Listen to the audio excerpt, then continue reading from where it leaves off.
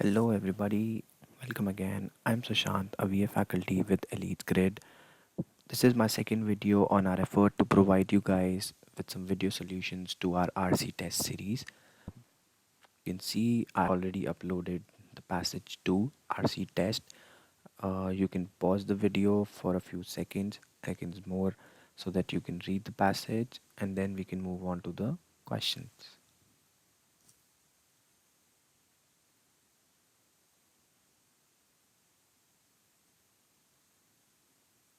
Hope all of you have read the passage. I haven't highlighted any words in this passage because I didn't think there were any new words that you needed to learn from this. These were all that you might have known. The only tricky things that I figured out in this passage was that some of the options were very closely knit, and that is where some of you might have some errors. Apart from that, everything was comparatively easier in the passage.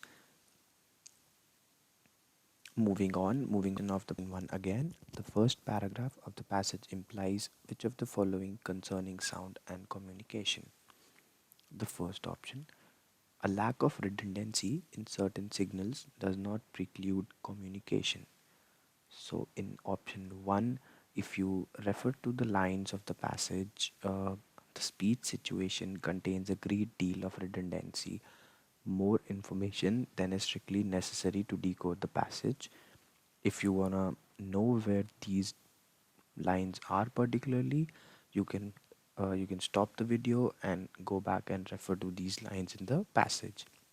So when these lines are said by the author, this means that there is no mention of redundancy stopping the flow of information or helping it out. So the first option is out of the picture. Moving on, the second option is the excess of sound encoded in speech serves as an encumbrance to the exchange of information. What does the word encumbrance mean? Encumbrance means that excess of sound is essential for the exchange of information, which is definitely not mentioned in the passage. Back to the second option. The second option says the excess of sound encoded in speech serves as an encumbrance to the exchange of information. What does the word encumbrance mean? The word encumbrance means essential for the exchange of information. So the line means the excess of sound encoded in speech serves as an encumbrance, or you can say is essential for the exchange of information. So this is also not true, because the author clearly mentioned that redundancy or more information is strictly not necessary to decode the message. Then let's come to the third option. The third option says many features of a sound can be lost without necessarily compromising communication between the two speakers. This is perfectly correct. Uh, the fourth the fourth option that you had was the human processing of acoustic sound does not depend on contextual factors. So you need to look at the option closely, and it says does not depend on contextual factors. Just to predict that statement, there is a line specifically mentioned in the passage which says there is firstly our general ability to make predictions about the nature of speech based on our previous linguistic experience, our knowledge of the speaker's subject matter language, and so on. So this line shows that on contextual factors, our processing of acoustic sound does depend. I think that is all that I had for question number 1.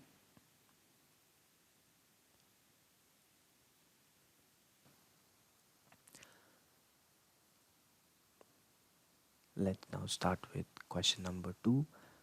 The question reads: the primary purpose of the passage is to. So what the question wants to know from you is, why has the author written this particular text? The first option is recommend, the second is point, third is to explain, or fourth is to prescribe. If I'll just quickly go through each option. The first is recommend. To be honest, the author is not recommending anything to us. The second option, point, author is not pointing to any person, place, or sound in particular. It's not pointing out anything in it. Then comes the fourth option, that is prescribe. So the meaning of prescribe is to advise and authorize, which obviously the author is not doing. Again, in the case of sound, so what is the author doing? The author is explaining to you. And what is he explaining? He is explaining some of the below propositions that I have mentioned, that is redundancy, then how can you predict sound, and then some of the acoustic cues that are there. So very easy question. The answer would be explain, option 3.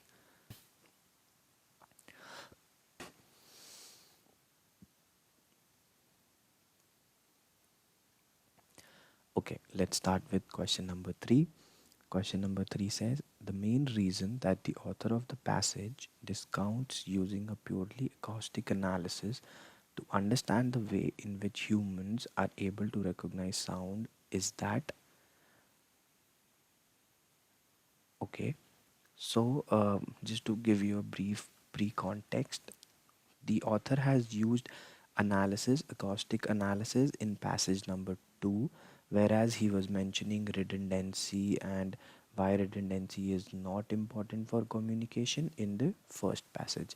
So please just keep this in mind and let's read out the options. So the first option says we'll start with the second option because I'm eliminating out all the other options apart from the answer, so I'll help you eliminate out the other options. The second option reads redundancy or the excess of information typically ensures that a signal is faithfully transmitted between two speakers. So you can eliminate option on 2 points. First, this is not correct.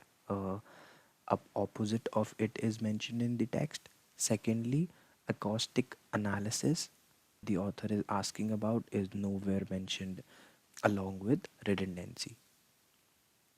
So option 2 eliminated.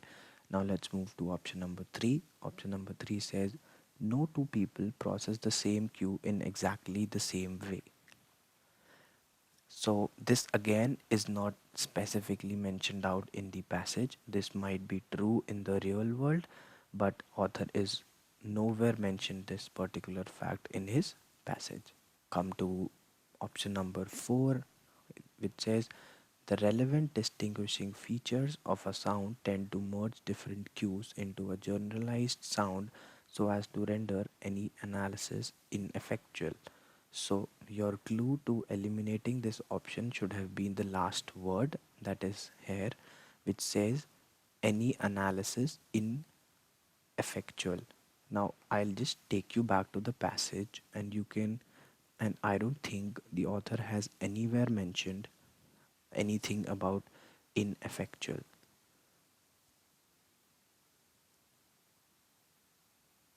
See, if you read the passage again, there is no mention of the word ineffectual.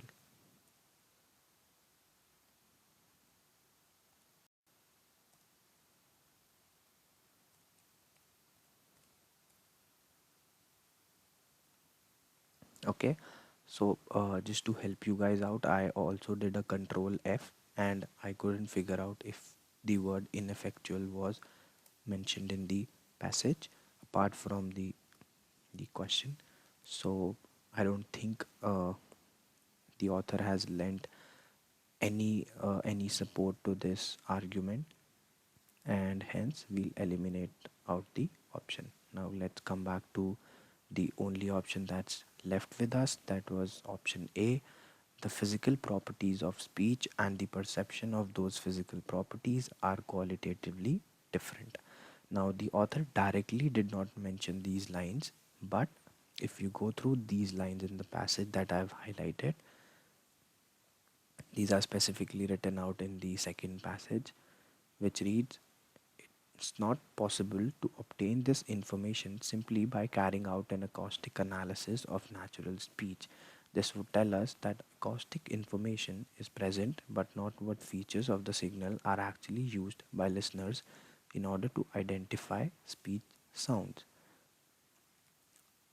So this means that the physical properties of speech and the perception of those physical properties are qualitatively different. So what the author said in the passage was that it is differently perceived by people. So every person would uh, people, or here he's used the word listeners. So everybody would perceive things differently, and that is why in the option it can be justified that speech, the physical properties of speech and the perception of those physical properties are qualitatively different. So this was your answer. I did eliminate all the options, the rest of all the options, but if you can figure out these lines in the passage, then you can directly choose the correct option as well.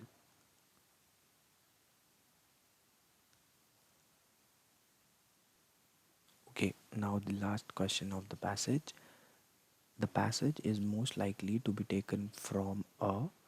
So, what the question wants you to answer is, from which of these writings can the question, those lines be a part of? So, let's take up the first option, that is a research journal.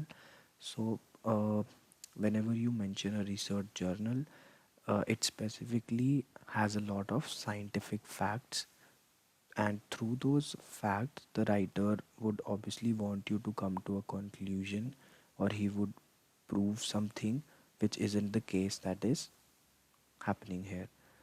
The second option that you have is newspaper editorial. If you guys have read opinions in Hindu or any other newspaper, you would always see that the author would mention a positive side, would take a positive side or a negative side, mentioning some facts. The third option is a book on language, which is our answer, because the author has specifically just described. Now the third option, that is book on language. So the author has specifically described two or three very simple processes that are related to sound, and he's neither provided his opinion on it, neither has he taken sides, neither has he critically, given any positives of it or any negatives of it. So we can safely choose this option. The fourth one is an encyclopedia. Again, an encyclopedia is a book of hard facts, and those facts are very much verifiable, which is not the case in this particular passage. So, I think that is all that I have for you guys in this passage. If you like the video, give us a thumbs up and subscribe our page to get more notifications for any of the further videos that we upload. Thank you.